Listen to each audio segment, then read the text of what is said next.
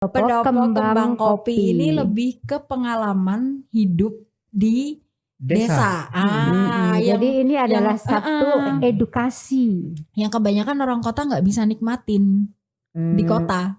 Malah mungkin nggak kepikiran menikmati hal begitu. Ini acara Metri Banyu 2 ini memang beliau adalah sebetulnya sinden. Cuman dia datang ke situ bukan untuk nyanyi, tapi dia untuk mensupport kegiatan Metri Banyu. Jadi Metri Banyu itu cara orang di Desa Sumbersuko itu untuk berterima kasih atas kelimpahan rezeki airnya. Ini konsepnya namanya Karangkitri, Mbak. Karangkitri. Karangkitri itu menggunakan lahan di pekarangan rumah untuk ditanami sesuatu yang bisa dimakan. Itu kan selalu dia punya jendela banyak tuh. Nah, terus habis gitu itu ada pintunya itu pendek. Ini kan rumah orang Jawa nih. Jadi maksudnya orang Jawa itu sifatnya terbuka, suka banget menerima tamu. Gitu. Nah, tamu siapa yang mereka sukai? Tamu yang punya unggah-ungguh atau sopan santun. Jadi kalau kita mau masuk rumahnya orang Jawa, itu pasti harus nunduk.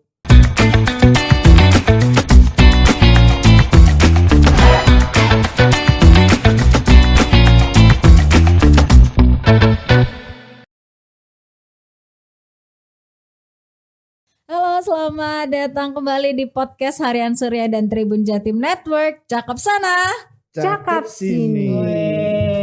Selamat datang kembali Tribuners, bersama saya Akira Tandika yang hari ini akan mengajak Tribuners semua untuk ngobrolin nih. Kalau di sini udah ada Mbak Yoni dan juga Mas Manu, ini artinya Akira akan mengajak Tribuners untuk membahas soal traveling. Nah, lokasi-lokasi traveling yang mungkin teman-teman belum pernah dengar atau teman-teman belum pernah kunjungi. Nah, ini akan kami bahas bertiga. Nah, mungkin Akira juga akan memperkenalkan sekali lagi sama teman-teman Tribuners. Mungkin teman-teman juga udah sempat nonton podcast Harian Surya dan Tribun Jatim Network yang lain yang dihadiri oleh Mbak Yoni juga, tapi Akira akan memperkenalkan Mbak Yoni lagi. Jadi di sini sudah ada Mbak Yoni Astuti selaku DPC Himpunan Pramuwisata Indonesia Surabaya. Selamat datang Mbak Yoni. Terima kasih. Dan sampai ketemu lagi. Jadi teman-teman jangan bosan ya. Nanti kita akan bahas traveling ini pasti sama ahlinya, sama Mbak Yoni. Terima kasih. Nah, tapi Mbak Yoni juga nggak sendirian hari ini karena sudah ada temannya yang tadi sebelum kita take itu memperkenalkan diri sebagai Raj Manu. Bener gitu ya? Raj Manu, bukan Lord Manu. Bukan Lord tapi Raj Temannya Manu. Mbak Yoni yang paling kecil. Paling kecil di dunia.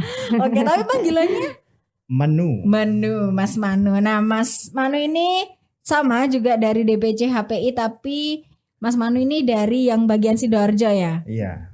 Oke, baik. Nah, ngomongin soal traveling, kayaknya ini tadi Akira udah dikasih satu tema besar gitu. Jadi nanti hari ini kita akan membahas soal lokasi yang kayaknya ini baru pertama kali Akira dengar, yaitu Pendopo Kembang Kopi. Ini tadi Akira juga sempat browsing dulu sebelum kesini. Itu Pendopo Kembang Kopi ini lokasinya ada di Malang. Akira sebagai orang, Akira sebagai orang yang sering liburan ke Malang, tapi memang ke tempat-tempat yang mainstream. Ini justru baru pertama kali dengar soal Pendopo Kembang Kopi ini. Mungkin artinya anti mainstream dong. Iya, Pendopo Kembang Kopinya anti mainstream, liburannya Akira yang mainstream. Berarti Tribuners harus kita informasi tentang, benar banget ya, tentang Pendopo Kembang Kopi ini, supaya teman-teman kalau misal ke Malang tuh jujukannya nggak itu itu aja, supaya lebih bervariasi lagi. Betul. Nah, mungkin siapa dulu nih, Mbak Yoni atau Mas Manu yang pengen menjelaskan soal apa sih Pendopo Kembang Kopi untuk itu? detailnya Raj Manu yang akan menjelaskan. Oh ya, udah tertulis ya di karena saya kesana baru sekali. Oh, tapi udah pernah ya Mbak? Udah Oh, baru iya. sekali di sana 2 malam. Padahal dengan beliaunya juga, tapi melupakan, coba bayangkan. Dan kesannya amat amat sangat, dan nanti akan saya tambahkan kesan-kesan saya setelah Rachmanu memberikan detail informasinya. tentang Pendopo Kembang Kopi. Iya. Silakan Mas Manu. Oke. Iya, jadi sebetulnya Pendopo Kembang Kopi ini nama tempat kami ya. Hmm? Di situ tuh sebetulnya yang terkenal ada warung kembang kopi gitu ya. Oke. Jadi lokasinya sendiri sebetulnya ada di kaki Gunung Kawi. Jadi deket banget sama Gunung Kawi. Oh, wah. Pernah ke Gunung Kawi? Enggak pernah. Mbak Akira pura-pura Akira nggak tuh pernah. Nggak kalau pernah ke kesana. Malang tujuannya cuman ke Malang kota, Mas. Jadi abis turun dari stasiun cari makan ya udah. Pulang Langsung lagi, langsung balik. Iya. Atau kalau nggak gitu ke Batu, udah ke alun-alun atau ke area-area taman bermain di sana, Oh. udah gitu doang. Nggak pernah sampai belusukan. Iya, Oh. jadi kalau kami ini ada di kaki Gunung Kawi. Hmm. Terus itu kalau desanya namanya Desa Sumber Suko. Dusunnya Oke. Dusun Ngemplak. Itu kecamatannya masuk Kecamatan Wagir. Jadi bukan Malang Kota tapi Kabupaten Kota. Kabupaten Kota. Kabupaten Malang, Mbak Oh, Yuni. Kabupaten Malang. Iya, Kabupaten Malang. Grogi nih Mas Manu nih. Enggak, soalnya itu satu paket. Biasanya kalau ngomong kabupaten kota. Ah ya benar. Nah, itu kalau dari alun-alun kurang lebih sekitar 15 kilo. Alun-alun Malang ya? Alun-alun Malang Alun-alun itu Malang, sekitar oke. 15 kilo. Kalau perjalanan naik kendaraan mobil ya paling sekitar 20 menitan lah 20 menit, 30 menit. dari situ. Nah, di Pendopo Kembang Kopi ini sebetulnya ini kita di kawasan Dusun Ngemplak ini sebuah tempat di mana itu tempat pelatihan sebetulnya. Tempat pelatihan atau tempat apa ya istilahnya Mbak Yoni? Melatih diri untuk peningkatan SDM. Gitu. Oke, biasa untuk ini nggak sih Mas kayak tempat-tempat outbound? Bukan juga. bukan. Oke, Bukan salah outbound. Jadi pikiran aku berarti. Nah, jadi cuma- pelatihan untuk peningkatan SDM. peningkatan sebetulnya. SDM Jadi di kita bidang bahan fokus- pangan ya Mas ya. Fokusnya sebetulnya ke pengembangan masyarakat. Masyarakat. Oke. Iya. Nah, itu yayasannya sebetulnya Yayasan Dial namanya, Dorong Inovasi Alam Lestari. Gitu. Nah, kami ada di sana sebetulnya itu menemani teman-teman yang ada di Desa Sumber Suko di Dusun Ngemplak. Jadi awalnya kita ke sana itu ya nggak pernah sih bicara tentang pariwisata. Tapi ujung-ujungnya ternyata setelah teman-teman ini melakukan pengembangan sendiri terhadap kemampuan SDM mereka sendiri, akhirnya pariwisata itu tiba-tiba muncul. Jadi contohnya misalkan gini, kemarin itu awal tahun 2018 kita tuh ada program yang namanya Rumah Sehat. Nah, dari Rumah Sehat itu masyarakat di sana berupaya supaya rumahnya itu lebih bersih, lebih indah, lebih nyaman. Karena dulu Mbak Yoni, kalau pernah kita tahu biasanya orang di desa tuh yang namanya kandang sapi. Kandang sapi. Kandang sapi. Di sebelahnya kamar tidur utama. Tahu kenapa begitu Mbak? Tahu kenapa? Supaya kalau ada kresek-kresek denger. Iya. Oh bener. Supaya sapiku sapinya aman. aman. Gitu. Supaya si sapinya aman. Jadi kayak ada gerakan dikit, sapiku kemana nih? Iya. Tapi itu yang membuat juga sapi di sana tidak mudah berkembang biak. Karena begitu bergerak sedikit yang punya rumah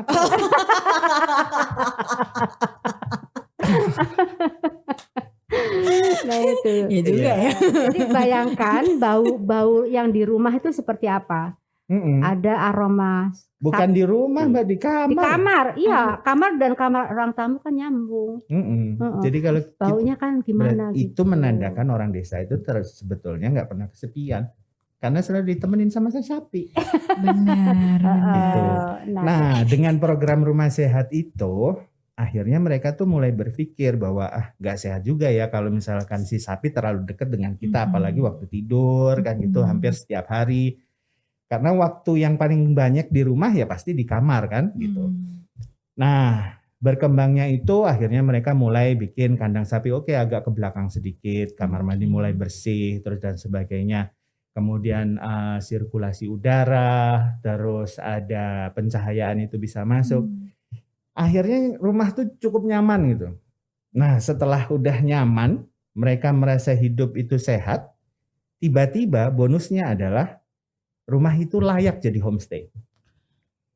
Oke, baik. Gitu. Jadi mereka nggak pernah berpikir untuk bikin homestay, tapi tiba-tiba mereka itu paham bahwa rumah mereka itu layak untuk jadi homestay. Nah, pendopo kembang kopi ketika itu mulai dikunjungi oleh teman-teman yang ingin belajar. Nama materinya sebetulnya SLA, Mbak Yoni. Sustainable Livelihood Approach. Jadi pendekatan penghidupan lestari kalau bahasa Indonesianya. Jadi ini adalah sebuah pengetahuan dan keterampilan bagaimana kita merencanakan sesuatu sebetulnya. Materinya itu SLA. Nah, dari sana akhirnya yang melakukan pelatihan itu, peserta pelatihan nginepnya di rumah-rumah warga. Itu. Nah, dari situlah akhirnya mulai kecetus nih idenya. Teman-teman di dusun mulai misalkan ngajakin jalan-jalan ke kebun, ngambil kelapa, terus panen buah. Jadi ya cuma di sana emang wisatawan disuruh ngambil-ngambil sendiri, masak sendiri, makan sendiri. Jabutnya itu Mbak. Jabut biasanya ini jabut. Ini nggak ada loh di bahasa daerah lain. Jabutnya jabut singkong ya? Jabut singkong. Iya Mbak, jabut singkong nek jabut ulune tonggo ya cuma ini Pernah jabut singkong mboten? Belum pernah. Kayaknya susah soalnya. Tanyanya itu pernah tahu nggak singkong dijabut? Jangan-jangan dipikir singkong tuh mau dipetik gitu. Tahu Mas kalau itu tahu karena ya. kan dia kulitnya ada pasirnya tuh kan. Tanah. Salah. Pasir itu perasaan nggak sih? Situ deh. Tanah maksud aku tanah. Berarti kan dia dari dari daun, dari dalam kan, dari dalam tanah. Karena kan juga singkong kan umbi-umbian. Iya. Pinter. Dalam beberapa detik ya, sekarang memang, dia tambah pinter. Sebenarnya Akira peringkat 1 loh. Terus mau minum kelapa. Naik kelapa sendiri. Naik kelapa. Gimana nih naik kelapa? Naik pohon kelapa. Jadi kan gini ya, orang kadang-kadang mikir kan, aduh kelapa tuh mahal banget sih. Masa ini nggak boleh harganya, kita ngomong 10.000 gitu kan ditawar. Ketika dia melihat sendiri bagaimana cara dia ngambil kelapa, jadi manjat dulu terus di atas diambilin, itu tuh baru tahu, oh segitu ya ternyata sulitnya, resikonya, dan begitu jatuh debok, nah terus langsung dikupas terus diminum di tempat. Jadi hal-hal yang seperti, nah kegiatan-kegiatan itulah yang akhirnya berlangsung, jadilah atraksi wisata. Kita belum berani sih bilang bahwa di sana itu desa wisata, belum. Tapi kita mengarah pada eco village, Mbak. Eco village. Desa Eko. Bukannya desanya Pak Eko, bukan. Mungkin ini kali ya Mas, yang ditawarkan oleh pendopo kampung kopi. Kembang. Pendopo ya Allah, astagfirullahaladzim. Pendopo kembang kopi ini lebih ke pengalaman hidup di desa. Jadi ini adalah satu edukasi yang kebanyakan orang kota nggak bisa nikmatin di kota. Malah mungkin nggak kepikiran menikmati hal begitu.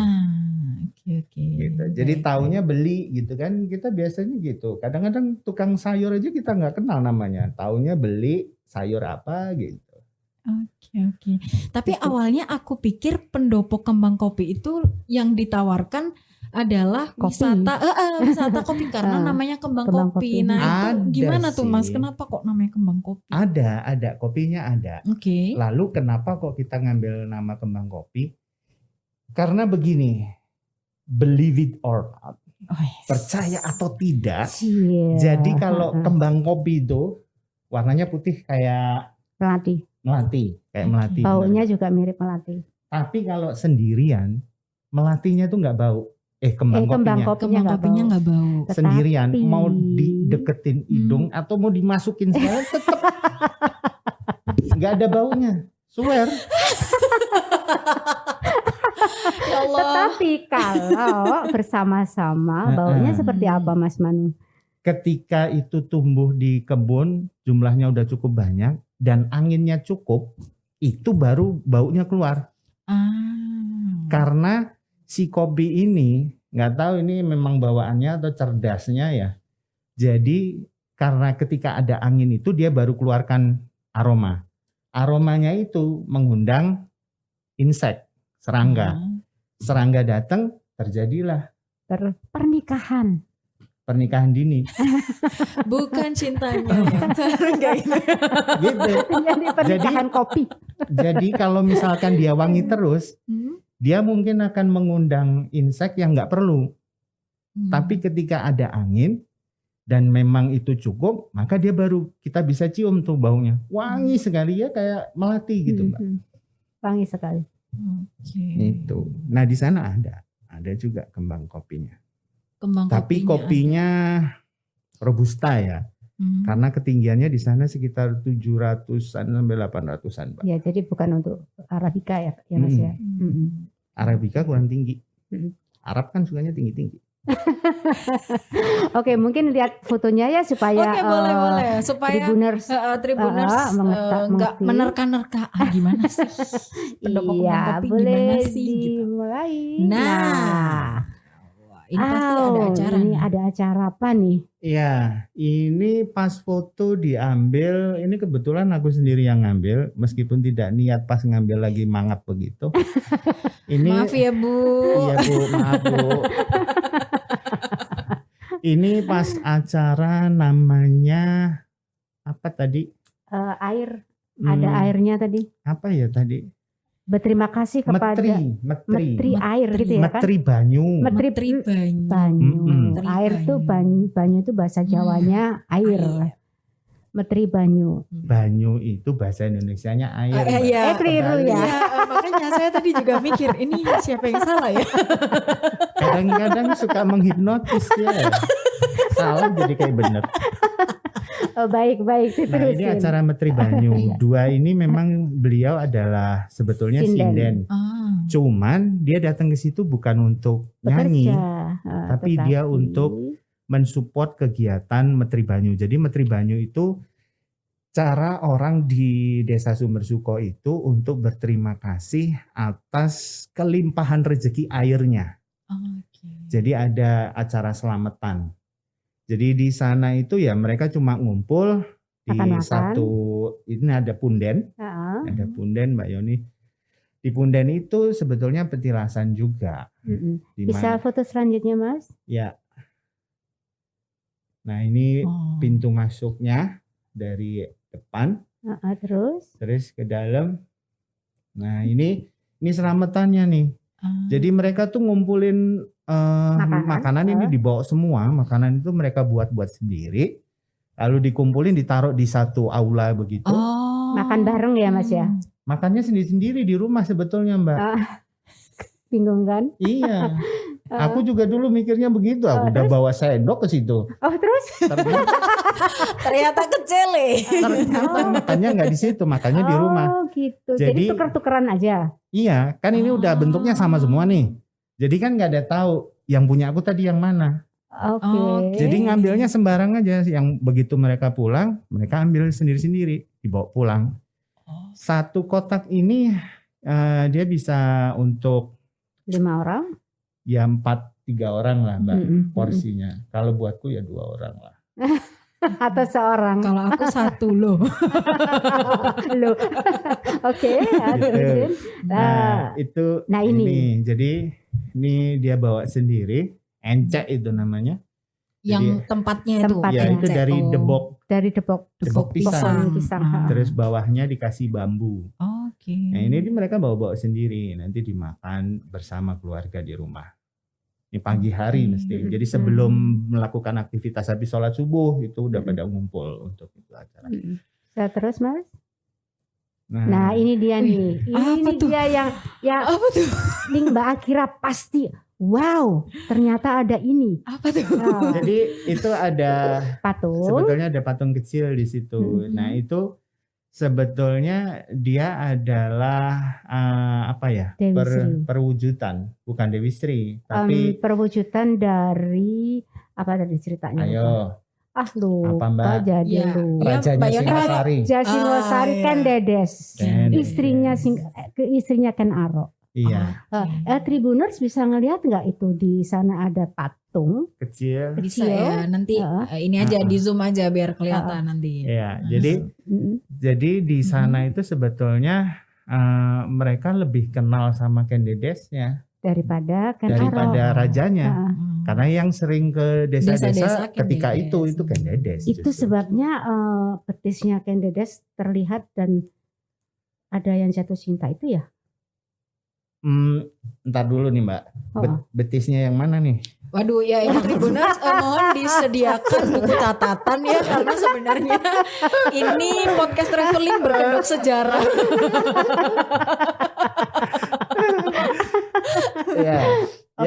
Oke, kita lupakan betisnya. Kita sekarang ke sana aja. Ada api di sana. Ya, jadi mereka pakai itu apa namanya? Pakai menyan.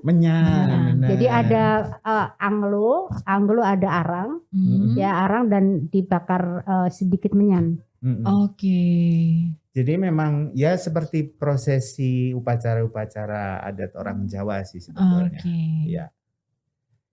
Ini simbolis kayak syukur untuk ini. Untuk berterima kasih atas kelimpahan air yang ada di desa tersebut. Dan seperti itu banyak ya Mas Manu ya di daerah sana. Jadi berupa apa aja? Patung kemudian berupa apa aja? Petilasannya. Punden yang banyak. Punden. Ada. Jadi di Sumber Suko tuh dulu, nah ini sedikit cerita ironik gitu ya. Jadi di Sumber Suko tuh dulu banyak banget sumber Mbak. Oke. Tapi sekarang kalau nggak salah tuh sekitar 25 mata air. Sekarang tinggal 5. Yang 20 kemana bisa? Kering.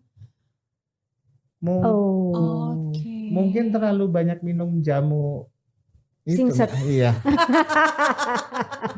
Oke, foto selanjutnya. Tapi yang jelas memang ternyata ya itulah kondisinya bahwa kita itu semakin terkepung sama ini ya, pemukiman, ya kan, aktivitas industri dan sebagainya. Akhirnya kalau air itu kan selalu berkaitan dengan areal serapannya dan areal keluarnya air. Jadi dua itu, serapannya tertutup, ya otomatis kering. Kalau sumber airnya kotor, ya otomatis airnya ikut kotor. Gitu. Nah ini nih banyak keris. Nah ini, kalau ini sebetulnya fokusnya jangan ke kerisnya, tapi ini pusaka. Pusaka tidak harus keris, karena di sana ada sendok. Oh iya ada sendok. Ya itulah Mbak, orang zaman dulu kan ada namanya empu sendok. Pasti deh dihubung-hubungkan. Ini mungkin kalau Tribuners bisa ngitung Akira ketawa karena Mas Manu ini udah berapa kali. Jadi di sini ada jamas pusaka ya, bukan jamas keris, pusaka. Jadi pusaka itu harus disucikan. Gitu. Nah, salah satunya adalah sendok. Dan sendok ini ternyata sendok kopi warung ya Mas Banu. Jadi ceritanya bahwa kalau pusaka itu bukan hanya untuk berperang Mbak. Kita tuh kadang-kadang salah tangkap bahwa senjata yang namanya keris itu dipikir selalu untuk perang. Enggak selalu untuk perang kok. Jadi yang kita bayangkan tentang pusaka itu suatu benda yang dianggap sangat berarti dalam kehidupan sehingga dia perlu treatment khusus. Itu pusaka. Itulah sebabnya kita tuh semua punya pusaka masing-masing, disimpan baik-baik, jangan sampai ketahuan orang. Oke, nggak jadi aku bocorin di sini kalau gitu. Padahal dia sebetulnya menginginkan kita ngomong akan diambil sama dia. Dan sendok itu merupakan pusaka dari penjual yang ada di warung. Iya, karena itu sendok kan ceritanya biasa dipakai buat ngambil kopi. Jadi dia dianggap ini kan sendok sangat berarti untuk hidupnya karena dia jualan mencari nafkah tuh pakai sendok itu ngambil kopinya gitu sambil ngaduknya. Nah, ini kenapa harus ada seperti ini? Nah, ternyata di Kembang Kopi juga ada upacara-upacara seperti ini ya Mas Manu.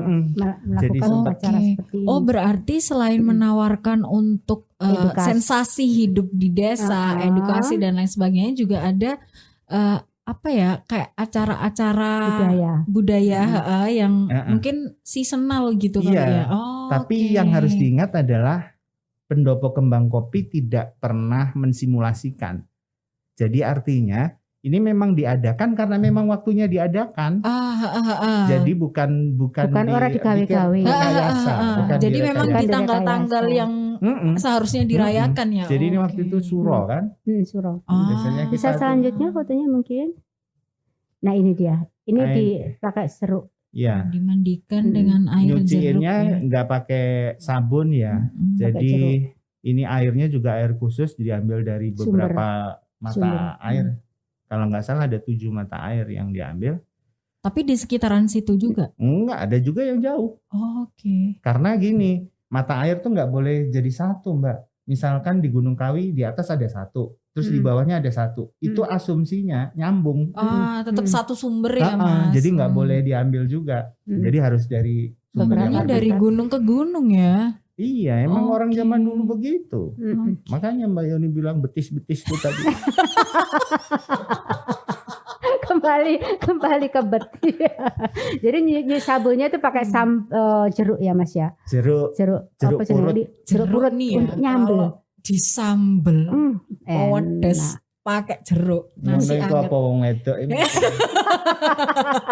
Iya wis. Jeruk purut terus sabunnya pakai klerak, Mbak. Oh, sabunnya klerak. Klerak itu yang biasanya kalau di toko batik dia dijual untuk mencuci batik. Klerak bunder-bunder coklat gitu. Oke, nanti akhirnya akan selanjutnya, foto selanjutnya.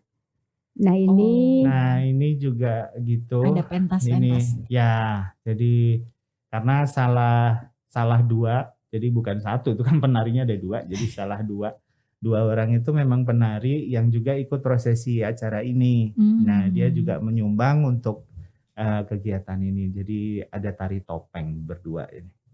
Bisa terus. Ya. Nah, ini nggak baik nih ditonton. Suruhan bubur terus suro. Terang kalau yang begini nggak sanggup ngelihat. Ini namanya bubur suro. Oh. Ya, ini jangan lama-lama Mas, nanti sebelah saya ini nanti jadi lapar. Waduh, kering tempe. Teri. Bisa foto selanjutnya. Ini di depan ini pondok untuk belajar ya. Ini peserta pelatihan itu yang tadi saya sebutkan Mbak. Mereka adalah wisatawan pertama yang membawa perubahan. Iya. Perubahan perilaku dari warga desa itu tadi. Jadi waktu itu mereka tuh datang ke sana, mereka lah yang memberi masukan untuk warga di desa. Dari mana? 2018. Ini macam-macam, ada yang dari Jakarta, ada yang dari Jawa, ada yang dari Sumatera, banyak. Bisa selanjutnya? Nah, itu lakonnya di situ. Iya, wis ketok. Lakonnya coba tebak. Coba tebak. Lagi, Mas? Nah, itu ada saya. Coba tebak mana Mbak Yoni? Yang kecil. Main tebak-tebakan nih. Jadi saya termasuk di dalam wisatawan pertama atau kedua, ya pokoknya awal lah, yang ikut di dalam pelatihan ini dan juga tinggal di rumah orang desa dan memberikan masukan bagaimana. Mbak Yoni pernah dikasih kopi manis pol nggak? Waduh, sering. Jadi kalau ke desa, ke rumah orang itu saya minum kopi nggak pakai gula. Dikasih manis pol. Terus teman saya teh juga dikasih manis pol. Gulone kakean. Tahu kenapa? Enggak. Nah. Oh itu ada ininya. Memang kebiasaan warga desa di sekitar Pendopo Kembang Kopi. Nah, gitu. Jadi Ya, setelah pesan-pesan begitu. Enggak ya. jadi karena gini kan orang Jawa tuh kalau lihat kita rumah nih, nggak apa-apa guiding sedikit Mbak. Ubinnya tuh pasti dingin. Boleh nggak tuh. guiding sedikit? boleh. Jadi kalau lihat rumah, ini orang Jawa ya, itu kan selalu dia punya jendela banyak tuh. Nah, terus habis gitu itu ada pintunya itu pendek. Ini kan rumah orang Jawa nih. Jadi maksudnya orang Jawa itu sifatnya terbuka, suka banget menerima tamu. Oke. Gitu.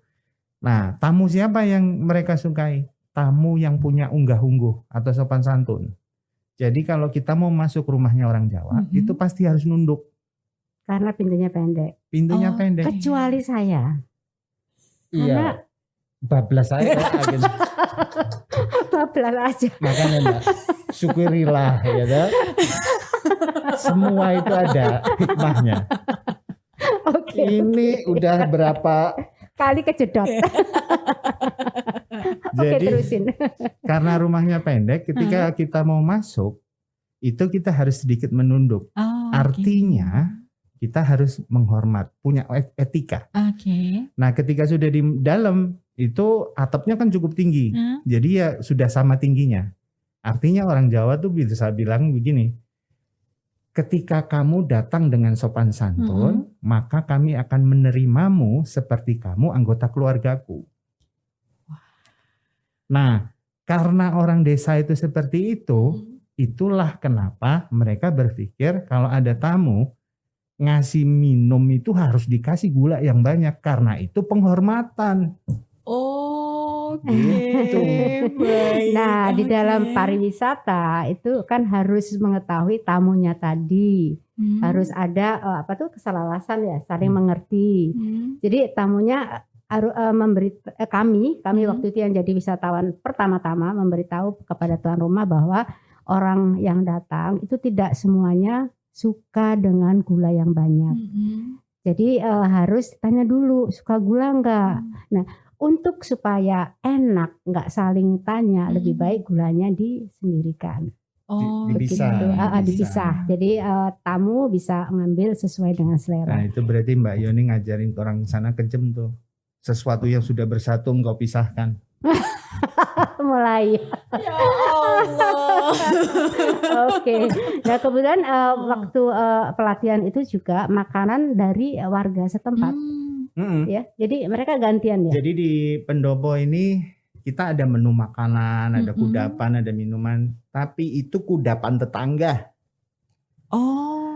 Bukan punya kita tuh. Tetangga yang jualan di situ. Jadi ketika ada tamu, ya mereka yang menyediakan. Jadi ini sebetulnya seperti kayak etalase, Mbak. Etalase dari desa. Abdi desa itu ada apa? Dijual semua di sini. Gitu. Reseller ya kalau istilahnya zaman sekarang. Reseller. Oke, jadi foto jajan-jajanan selanjutnya dari warga sekitar bisa titip jual di situ. Nah, ini pada saat pelatihan. Wah, saya seperti kenal satu nih. Yang mana sih? Yang pakai kerudung. Oh, yang masa? Iya. Siapa namanya? Siapa namanya? Ade Eka bukan? Iya. Ya Allah, hai Ade Eka. Ade Eka tuh teman di mana?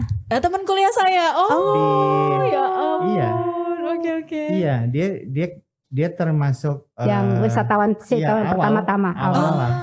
Oke. Iya sih emang dia sukanya ini anaknya. Iya. Jadi belajarnya nggak di kursi, nggak di lantai supaya rotok-rotok empuk sedikit gitu. Jadi ada kasur tipis untuk telosoran. Dunia benar-benar selebar daun kelor. Iya benar ya Allah. Tahu aja.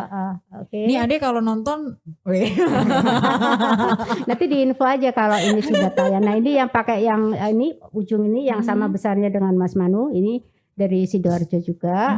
Kemudian yang ibu itu dari HPI Malang, guide berbahasa Prancis. Oh, Frongzwa. Oke, foto selanjutnya. Nah ini beberapa teman. Nah ini yang biru ini pengelola 3 warna, CMC 3 warna. Iya, 3 warna. Yang biru yang tangannya begini tuh, itu warga desa. Oke. Dan menjadi ibu saya, ibu kos saya karena saya tinggal di sana selama 2 malam ya Mas Manu ya. Masakannya luar biasa, enak banget. Oke, selanjutnya. Nah ini suasana kelas. Jadi bentuk kelasnya tuh begini. Yang istimewa adalah mereka itu di sini dibuat senyaman mungkin dengan pakaian yang mereka anggap nyaman juga. Jadi tidak ada formalitas di sana. Karena kalau kita bicara tentang sharing pengalaman, kemudian mengembangkan pengetahuan sumber daya manusia, itu kalau kita ada batas, biasanya ya terbatasi apa yang mau kita kembangkan. Kalau di sini ya semua begini aja. Jadi ini suasana pelatihannya seperti ini. Jadi kita pakai kondisi begini, nggak perlu pakai sekat-sekat, jadi semua langsung. Selanjutnya, produk-produk dari wine. Ya. Itu ada tulisannya wine. Gunung Kawi. Ya Allah, saya fokus di pendopo kembang kopi. Enggak usah lihat jadi sini ini, aja. Jadi ini fermentasi ya, dari buah-buahan yang ada di sana. Namanya sabusi. Sabusi. Sari buah fermentasi. Sabusi. Sari buah fermentasi. Iya, jadi wine kan? Itu ada durian, ada apel, ada macam-macam. Temulawak juga. Oke, selanjutnya ini masih sama. Ada durian, ya Allah, durian. Jahe, oke. Ini juga suasana kelas. Selanjutnya. Terus Nah ini hasil diskusi ditempelin di atas, kemudian dipresentasikan ya Mas Manu ya. Ya, jadi nggak pakai laptop, kita pakai kertas ditulis tangan untuk ditempel. Jadi ini nanti setelah udah lengkap itu tugas-tugas, maka ini jadi rapotnya. Dilihat sendiri kan apa yang dikerjakan itu dilihat sendiri, dibaca sendiri. Oh aku tadi nulisnya begitu ya. Oh cara berpikirku begitu ya. Gitu. Jadi ada seperti riwayat perkembangan bagaimana kita memiliki pola pikir. Saya pikir riwayati Handaya nih Mas. Enggak. Tapi ini juga kayak saling mengoreksi gitu Mas? Iya. Jadi kita kan enggak, biasanya kita itu selalu malu ketika punya kesalahan gitu kan ya. Nah kalau di sini salah bener enggak melu dan enggak bangga. Ya biasa aja. Yang penting kita punya peningkatan dari cara berpikir. Gitu. Selanjutnya. Nah ini masuk ke acara entas-entas ini Mbak. Oke, entas-entas. Aku gak pernah dengar tapi aku lupa. Entas-entas mengentas. Di Tengger kan juga ada. Oh iya, di makanya Tengger. kan aku kayak pernah dengar. Kalau di Tengger itu mengentas leluhur keluarga yang sudah meninggal 1000 hari. Itu Di Tengger, dientas, di Tengger. itu di Tengger. Nah kalau di sini itu lain lagi. Lain lagi, dan Mas Manu yang udah pernah melihat yang bisa cerita nih. Tapi intinya bahwa ini sebuah bakti dari anak cucu kepada leluhur.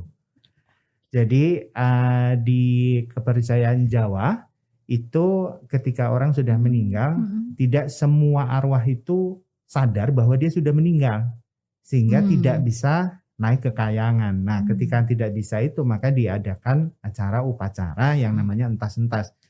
Dientas, dikasih tahu, kamu sudah bukan di sini ya alamnya. Ayo sini-sini. Sekarang waktunya pulang, kamu ke nirwana. Ini acara entas. Nah, ini diberikan atraksi ini untuk merayakan kenaikan mereka ke kayangan. Nah, karena itu sesuatu yang menyenangkan harusnya. Jadi ada tarian juga. Tariannya tarian yang energik. Iya, benar. Ini tiap tahun, setahun sekali atau? Iya, jadi intinya sama seperti tergantung dari keluarga ya Mas ya. Kayak ngaben itu loh Mbak. Kayak ngaben kan ada yang jadi by request keluarga. Bisa begitu, bisa rame-rame bersama-sama itu bisa. Ini tuh kalau diceritain bisa lebih dari 1 jam. Ya nanti kita akan bikin subbab sendiri ya untuk membahas. Oke, bisa selanjutnya Mas. Selanjutnya, nah ini adalah ini yang berkebun tadi mungkin ya. mete tumbuh-tumbuhan yang ada di kebun sendiri. Ya, Jadi ya. ini konsepnya namanya karangkitri, Mbak. Karangkitri. Karangkitri itu menggunakan lahan di pekarangan rumah untuk ditanami sesuatu yang bisa dimakan. Orang Jawa itu memang biasanya dia nanam sesuatu yang bisa dimakan. Kayak mungkin Kayak di desa. Betul. Itu yang kayaknya sampai sekarang masih ada di beberapa rumah. Dulu hampir semua rumah begitu. Itu sebabnya orang zaman dulu nggak kaya amat sih, tapi nggak pernah kelaparan juga. Karena di lahannya ada bahan makanan ya, Mbak. Oke, selanjutnya Mas. Nah ini di rumah itu ibu kos saya makannya seperti itu. Makannya begini aja, nggak kayak di restoran ya, Mak. Tapi rasanya enak banget. Itu yang ngabisin nasi tuh. Itu yang namanya homestay. Jadi tinggal di dalam rumah bersama tuan rumah. Kan kalau ada interaksi ya Mas ya. Homestay itu kan city mewah, Mbak. City mewah, betul. Karena kalau kita nginep di hotel, sampean pernah nggak nginep di hotel yang menjamu itu langsung si ownernya? Nggak pernah dong. Ya, homestay dong.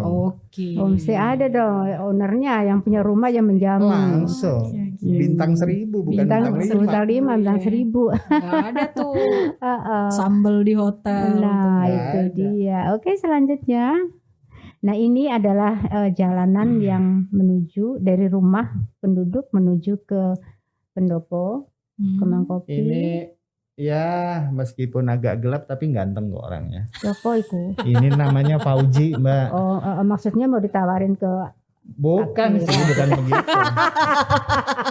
Terus dia maksudnya ini apa? Pemuda lokal desa yang sedang belajar guiding. Oke. Arkamso ya. Jadi dia akhirnya apa tuh Arkamso? Arek kampung sono. Ikut jadinya arek kampung Mekso nih. Berarti Mbak Akira harus segera ke sana untuk bertemu dengan pemuda ganteng tersebut. Mas Fauzi tunggu aku ya. Tunggu aku. Jadi lagi uji coba dia ketika ada tamu bener datang dia ajak keliling kampung nih. Oke. Selanjutnya ini Brambang ya. Brambang goreng. Waduh. Produksi mengkondisikan wisatawannya juga duduknya kayak begini. Jadi kita tidak nggak ngerekayasa kalau itu harus ada tempat duduk yang layak atau apa, enggak. Karena mereka juga melakukan aktivitasnya begitu. Yang perlu kita pastikan ini pokoknya bersih gitu aja. Jadi judulnya ini desa tour, jalan-jalan di desa. Eco Village. Oke, selanjutnya Mas. Selanjutnya ini di perkebunan, jadi di belakangnya pendopo. Akasia ya. Iya, ini bisa jadi spot untuk foto-foto private juga. Oke, bisa disiarkan ke teman-teman, ke Tribuners. Oke, selanjutnya, nah ini kambing apa? Kambing wedus. Kambing wedus dan juga Mas Fauzi. Dan Mas Fauzi. Langsung ingat loh. Prestasi berarti. Oke, selanjutnya ini apa nih? Ini juga di kebun. Jadi lagi mengamati tumbuhan-tumbuhan. Jadi banyak belukar-belukar tuh sebetulnya yang bisa dikonsumsi juga. Ada pakis, ada apa, kadang-kadang kita nggak tahu kalau itu ternyata bisa. Kayaknya itu ilmu yang perlu dimiliki juga sama orang-orang. Aku jadi guide tuh dari tahun berapa sih, Mbak? Dari tahun 2001. Sekarang begitu aku pergi ke desa, goblok sendiri aku nih. Karena baru tahu ini bisa dimakan. Ini bisa dipakai ini. Gitu. Kasian deh lu. Gak apa-apa Mas, anak baru soalnya. Iya, newbie. Oke, selanjutnya Mas. Foto selanjutnya ini masih juga lihat produksi pisang untuk jadi keripik juga. Keripik pisang tuh ada pisangnya tuh di sana. Oke, selanjutnya ini bikin tahu. Oke, selanjutnya. Nah, yang ini itu gunung apa? Embo. Ya Gunung Kawi Gunung lah. Kawi ya itu ya. Iya Iya. juga ya. Kenapa jadi tebak-tebakan nih? Itu ada satu itu Yani itu. Iya itu, Itu Mbak yang Yani. pakai kaos putih itu Mbak Yani, rekan kami Ini juga kawan saya Mbak, sekarang lagi keliling Indonesia. dari Sabang sampai Merauke pakai motor dan dia naik Ke 7 gunung tertinggi di Indonesia. Oke, Mas Iya, semangat dia Mas. juga anggota ABGI. Mbak, ini Mbak. Oh, Mbak. Oh Yani. Mbak, ya Allah, aku pikir Mbak dan ibu-ibu. Mbak dan ibu-ibu. Kalau yang ini cuman sok kuat ya. Ya, Mas, Dan ya, dia jadi- anggota dari anggota ABGI, Asosiasi Iya. Pemandu Wisata Gunung Indonesia. banyak loh berarti yang bisa dilakukan wisatawan ketika Ke berkunjung ke, pendopo Kembang Kembang Kopi. Kopi. Iya, betul. Iya. Oke, selanjutnya ini Nah ini Taman Taman Pakis. Pakis. siapa nih? Ya juga hutan yang ada di sana. Oke, selanjutnya. Terus Nah, ini di waktu saya ke kebun-kebun. sana. Jadi kesan saya waktu itu pada waktu pulang Hah? kan malam. Hah? Jadi habis makan pagi kan langsung pelatihan. Oke. Kembali lagi ke rumah malam. Nah, itu banyak sekali kunang-kunang. Enggak cuma satu, banyak banget. Sekarang gimana tuh kunang-kunangnya? Masih ada. Masih, coba bayangkan. Udah berkembang biak ya Mas. Oh dasar orang kota. Coba bayangkan, kita mencari kunang-kunang di Surabaya nggak ada. Nggak ada. Nah Ada kan, sih. Kalau lagi udah banyak kerjaan belum makan tuh itu udah namanya kunang-kunang karena keluhan itu. Oke, jadi alangkah ini di Ini pondok. di salah satu kafe yang juga di apa namanya Punyai oleh warga desa. didampingi Didampingi. pendopo kembang kopi. Ini Hmm. namanya Alas Pakis. Oke, terus Heeh. selanjutnya Ini Ogoh-ogoh. kemarin ini Oh, ini nyepi kemarin. Nyepi. Ternyata Ogoh-ogoh. juga banyak umat Hindu yang ada di Heeh. desa tersebut. Ada yang satu dusun tuh 80% Hindu. Hindu. Oke, selanjutnya. Nah, ini Ini di makam di di Gunung Kawi. di Gunung Kawi. Saya belum pernah ke sana. Petilasan. Apalagi saya Mbak. Nah, oke, selanjutnya ini di Ini Keraton Gunung wisatawan Kawi. dari Jakarta. Oh, di Jakarta ya. Jakarta. Oke, selanjutnya. Sulit banget ya Allah. Ini di- yes, ini di dalam- keratonnya. Di keratonnya, di keraton. dalamnya. Jadi di Gunung Kawi itu sebetulnya kalau secara umum banyak orang yang tahu itu di sana itu ada 2 anak buahnya Pangeran Diponegoro, yang satu orang Jawa, yang satu orang Jawa keturunan Arab, yang satunya orang Cina. Mhm. Jadi di Gunung Kawi itu ada Ada 2 2 makam. rumah adat. 2 rumah adat. Ada juga kelentengnya gitu di sana selain masjid. Oke, selanjutnya Selanjutnya. ini di Ya, ini depannya. guide ya. lokalnya. Oke. Jadi Tetap guide lokalnya ini ya memberdayakan Iya. warga Iya. sekitar. Ini untuk yang di memakai. di Gunung Kawi ya, Mas ya? ini di keratonnya, Di keratonnya keraton Gunung Kawi. Oke, Iya. selanjutnya. Nah, Ini masih di tempat yang sama. nah, ini Fauji udah ketiga kalinya kali ini. Terus itu yang Fauzi belakangnya yang lagi. baru anak muda-mudanya, Oh, oke. yang adik-adiknya lagi. Oke, bagus. Udah bisa ngajarin lagi Nah, sekarang. terus selanjutnya Terus Oh, habis kayaknya. Habis ya, Mas, ya? habis.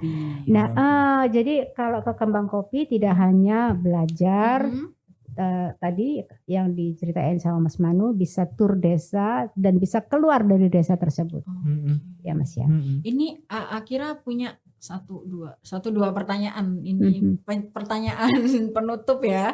Karena ini mungkin akan ditanyakan oleh banyak orang. Ketika akan ke pendopo Kembang Kopi, apakah harus rombongan atau bisa perorangan? Karena kalau tadi Akira lihat di foto-foto itu Rombongan. banyak yang rombongan daripada perorangan. Nah, gimana Mas? 2 orang boleh, 1 orang juga boleh. Oke, Kan tetap tidak harus tidak hanya untuk belajar di kelas di sana, kan bisa merasakan suasana desa. Kemudian live in ya. Live in ini bahasa Indonesianya apa? Bahasa Jawanya apa? Urip nang jero. Oh, urip nang jero omah. Jadi hidup bersama warga. Nah, Oke. itu sebetulnya anti mainstreamnya kan di sana. kalau 1 orang tetap tetap Boleh. dilayani berarti. Loh, justru boleh. itulah kan kita tahu kalau di desa itu hidup tuh murah meriah. Oke. Emang pernah lihat rujak cingur harga 5.000. Ih pernah Di mas. mana? Di Jombang waktu itu. Itu kan juga desa. Kan di desa pastinya kan bukan di kota Jombangnya kan. Benar. Kota Jombang nggak boleh. Di desa, Oh, itu. Di desa Brudu waktu itu murah, kaget sampai ada ya rujak 5.000, Wah, ada. banyak banget lagi. Nah itu. Tuh. Ayo sekarang kita ngerujak di Pendopo Kembang Pendopo Kopi. Kembang Kopi. Ayo. Oke. Nah, Mas ini juga satu pertanyaan pamungkas yang mungkin akan ditanyakan juga oleh semua orang. Ketika akan berkunjung ke Pendopo Kembang Kopi, berapa biaya yang harus disiapkan? Kayaknya di aja ya, lihat di IG-nya aja ya. Oh, ada ya? Ada. Lengkap Langsung maksudnya di search saja. Oke. Pendopo Kembang Kopi. Oke. Semua informasi Semua mengenai informasi. apapun aktivitas yang ada di sana ada. Pokoknya Di kembang Instagram. kopinya, kembang sama kopinya jangan dipisah. Jadi kembang Jadi, kopi. Kembang Kopi. Oke. Gitu. Ya kasihan kalau dipisah mah udah Iya. bersatu ya Mas. Aku tuh kadang nggak tega gitu. Iya. Nah itu tadi Tribuners. Penjelasannya cukup apa ya, padat informasi. Sebenarnya Tapi masih banyak yang belum masih dijelasin. banyak. Nah kalau pengen tahu lebih banyak lagi kan Next lebih enak episode. datang langsung kan ke Pendopo betul, Kembang Kopi betul, gitu. betul. Jadi bisa sekaligus experience di sana tuh gimana sih yang kayak diceritain Mas Manu, suasana desa, gimana sih rasanya jalan-jalan ketika ada upacara-upacara adat Adat. gitu. Nah, untuk teman-teman yang pengen banget liburan anti mainstream yang nggak cuman ke taman hiburan atau ke alun-alun, kalian bisa juga berkunjung ke Pendopo Kembang Kopi. Seperti yang Mas Manu bilang tadi, untuk informasinya kalian bisa akses di Instagram Pendopo Kembang Kopi @pendopo Kembang Kembang Kopi digandeng, jangan dipisah. Nanti Mas Manu marah kalau dipisah. Yang digandeng kembang kopinya aja kan Mas? Iya, Atau Kembang atau kopinya. Kalau aja. jadi bukan kembang kopi, tapi kembang Kembang kopi. Kopi. Kembang Oke. Kopi. Gitu. Nah, terima kasih Mbak Yoni, terima kasih Mas Manu sudah memberikan informasi atau apa ya istilahnya itu kayak sharing dan juga ngiming-ngiming. Nah, itu dia istilah yang benar. Ngiming-ngimingi Tribuners dan juga saya untuk segera berkunjung ke Pendopo Kembang Kopi. Kalau gitu Akira pamit, Mbak Yoni dan Ya. juga Mas Manu pamit, sampai ketemu di podcast berikutnya dengan membahas lokasi-lokasi wisata selanjutnya. Dah. Sampai jumpa. Sampai jumpa.